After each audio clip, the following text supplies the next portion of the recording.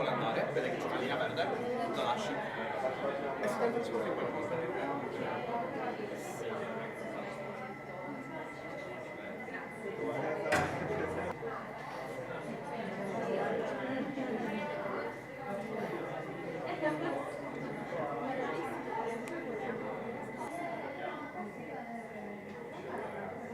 Come vede l'ambiente ricostruito in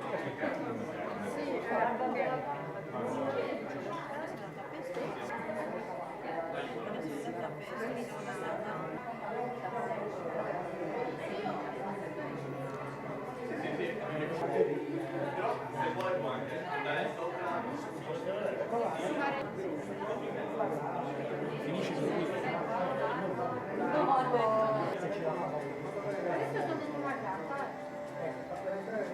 Sapete che devo far scattare 5.000 foto, 5.000 euro per tutta la tomba. Sono per fare l'intero di fotografie, per quelle esterno, poi ore di montaggio, montaggio di video, scelta della musica. Questa è una delle tombe degli anastografi.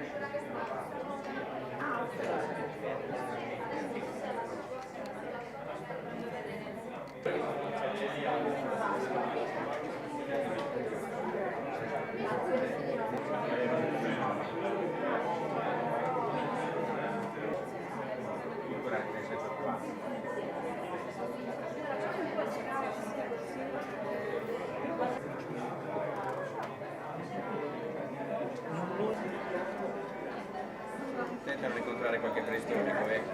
Vabbè.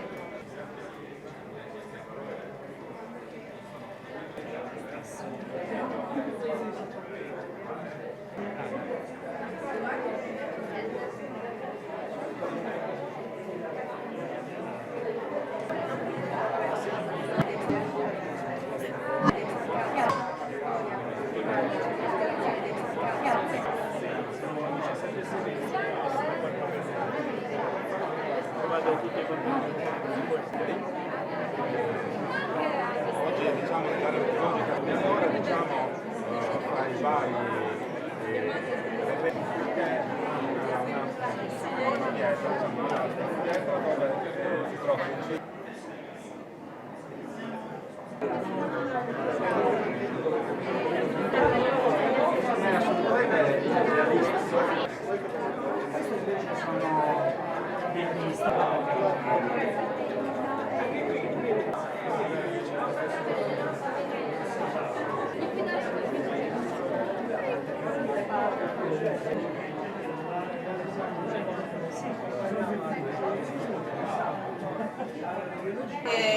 Abbiamo 10 rappresentanze sarde, quindi che si differenziano come utilizzo dalle società che sviluppano gli applicativi per essere presentato all'estero, per cui è una modalità di divulgazione del nostro patrimonio culturale e archeologico e il nostro attuale sito archeologico, che è un bellissimo prodotto già disponibile sul web. Questo è stato ricostruito e in qualche modo stimolare la visita ai siti.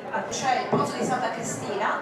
Alle mie spalle invece un'altra area del CNS4 supervisionata un prodotto Virtual Archaeology e un'altra all'Art Gallery per tutta la settimana, grazie da parte nostra e da Santa Teresa. Una è la Pintadera che proviene dallo scavo, un percorso all'interno della tomba dei giganti di Lucandari.